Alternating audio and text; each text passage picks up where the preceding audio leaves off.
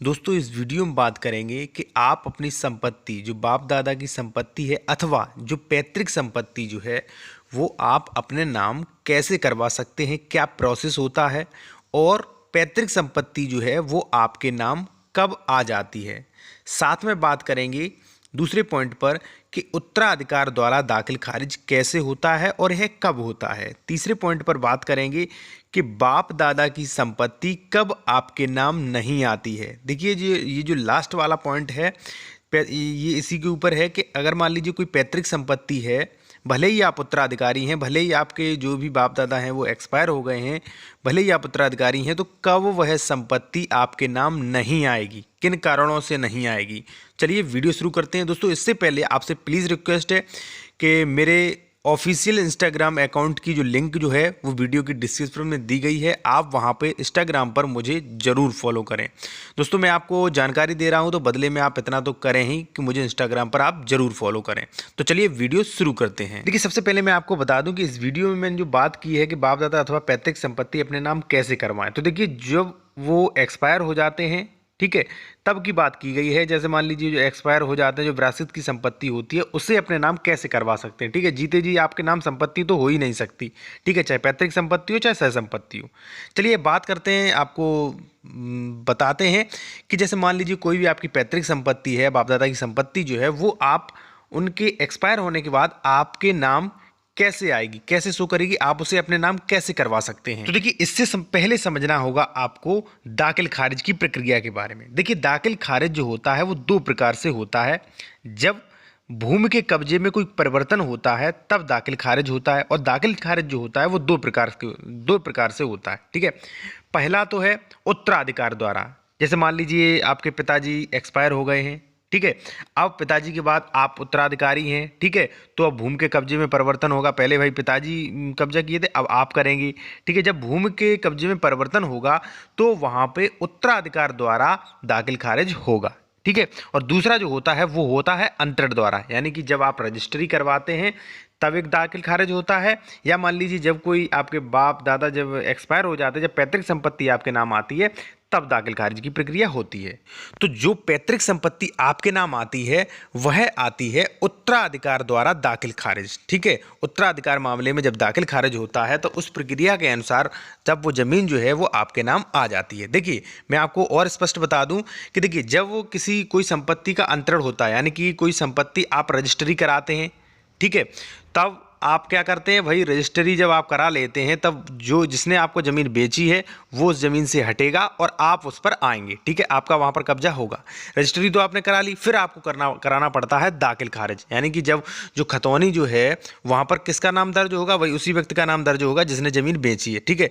तब आप जब दाखिल खारिज करवाएंगे तब वहाँ पर आपका नाम जो है वो कर दिया जाएगा और जिसने जमीन बेची उसका हटा दिया जाएगा। इसी प्रकार क्या होता है, इसी प्रकार उत्तराधिकार द्वारा दाखिल खारिज में होता है। उत्तराधिकार दाखिल खारिज में भी यही होता है।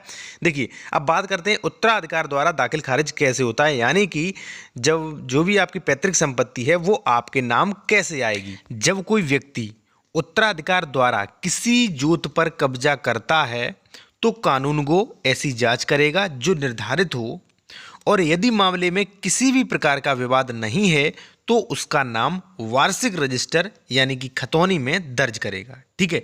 देखिए किताब के अनुसार अगर देखा जाए तो यहाँ पर बताया गया है कि भाई कानूनगो जो है वो इस मामले की जांच करेगा। अगर उसे पता चलता है कि भाई कोई लोग एक्सपायर हो गया है और उसके पुत्र जो भी उत्तराधिकारी हैं उन्होंने उस पर कब्जा कर लिया है तो उसे देखेगा, और यदि मान लीजिए वहाँ पर कोई भी विवाद की स्थिति नहीं है तो उसका नाम वार्षिक रजिस्टर अथवा खतौनी में दर्ज कर देगा, ठीक है। जब खतौनी में दर्ज हो जाएगा उसका नाम, जैसे मान लीजिए पिताजी खत्म हो गए, लड़कों ने कब्जा कर लिया, भाई कानूनगो ने अब ये सारा मैटर संज्ञान में लिया और कोई भी विवाद नहीं है तो वो खतौनी पे दर्ज करेगा। खतौनी होते हैं सरकारी अभिलेख, जो भी आप ऑनलाइन चेक करते हैं। जब खतौनी में उसका नाम दर्ज हो जाएगा तो भाई अब जो भी उत्तराधिकारी हैं सभी लड़कों का नाम जो भी हैं, जैसे मान लीजिए एक लड़के हैं दो लड़के, सभी का नाम अगर खतौनी में दर्ज हो जाएगा तो वहाँ पर कोई भी प्रॉब्लम वाली बात ही नहीं है, ठीक है।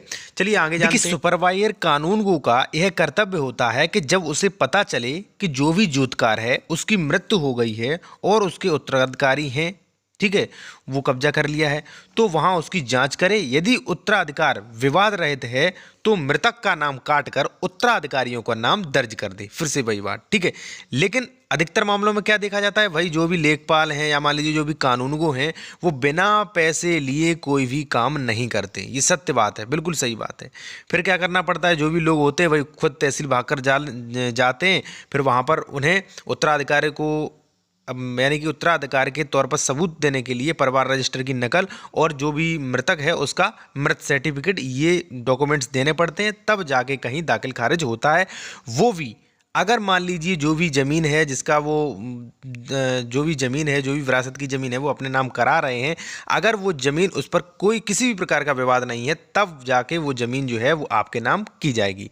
ध्यान रहे, पहले तो कर्तव्य जो होता है वो लेखपाल कानून को जो भी है उनका होता है कि भाई वे कर दें, और कई मामलों में कर भी देते हैं, ठीक है। अगर नहीं करते हैं तो वहाँ पर आपको देखिए, जो भी आपके पिताजी या जो भी दादाजी एक्सपायर हो गए हैं तो उनका मृत सर्टिफिकेट जो है वो भी बनवाना पड़ेगा। भाई वहाँ पर आपको दिखाना पड़ेगा ये व्यक्ति जो है उसकी मृत्यु हो चुकी है, और उत्तराधिकार के लिए आपको परिवार रजिस्टर की नकल या मान लीजिए अन्य कोई सबूत हो तो वो भी आप पेश कर सकते हैं, एप्लीकेशन दे सकते हैं, और जो भी कार्रवाई करके उसके बाद जो है वो आपके नाम दर्ज कर दी जाएगी जमीन। देखिए, अगर मान लीजिए उत्तराधिकार मामला विवादग्रस्त है तो तहसीलदार धारा 40 के उपबंध के अनुसार विवाद का फैसला करने के पश्चात ही वार्षिक रजिस्टर में परिवर्तन का आदेश देंगे, और धारा 40 यह प्रावधान करती है कि नाम परिवर्तन के संबंध में सभी झगड़े कब्जे के आधार पर तय किए जाएंगे। ठीक है, देखिए इस वीडियो में मैंने सिर्फ एक ही पॉइंट पर बात की है। अब आप लोग ये मत कहना कि भाई आपने मान लीजिए विभाजन के बारे में अन्य कोई बातें नहीं की हैं, ठीक है।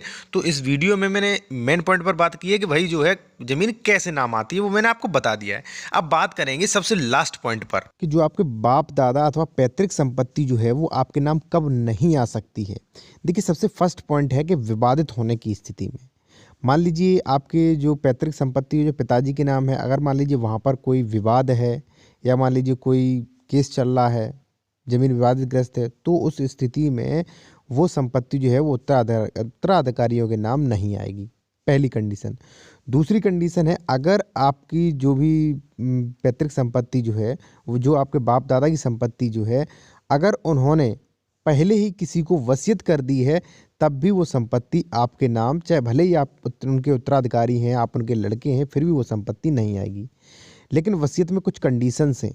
देखिए, जैसे मान लीजिए आप पिताजी की संपत्ति है, तो पिताजी ने अगर मान लीजिए वसीयत जो है वो कानूनी दायरे में रहकर की होगी, वसीयत अगर वैध होगी, कानूनी तरीके से सही होगी, तब तो वो वसीयत मान्य होगी।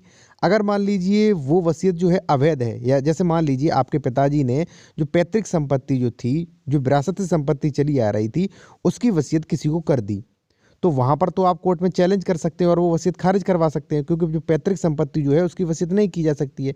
लेकिन अगर मान लीजिए आपके पिताजी ने सह संपत्ति जो अपनी कमाई से संपत्ति बनाई थी उसकी कहीं वसीयत कर दी, तो वो संपत्ति जो है वो उसी व्यक्ति के नाम जाएगी जिस व्यक्ति के नाम वसीयत की थी, क्योंकि वो वैलिड वसीयत है। ठीक है दोस्तों, अगर मान लीजिए आपका कोई भी किसी भी प्रकार का इस मामले से मान लीजिए किसी प्रकार का कोई प्रश्न है, तो आप मुझे इंस्टाग्राम पर फॉलो करें और आप मुझे पर्सनल क्वेश्चन वहाँ पे कर सकते हैं। और अगर वीडियो अच्छा लगा हो तो वीडियो को लाइक ज़रूर करें।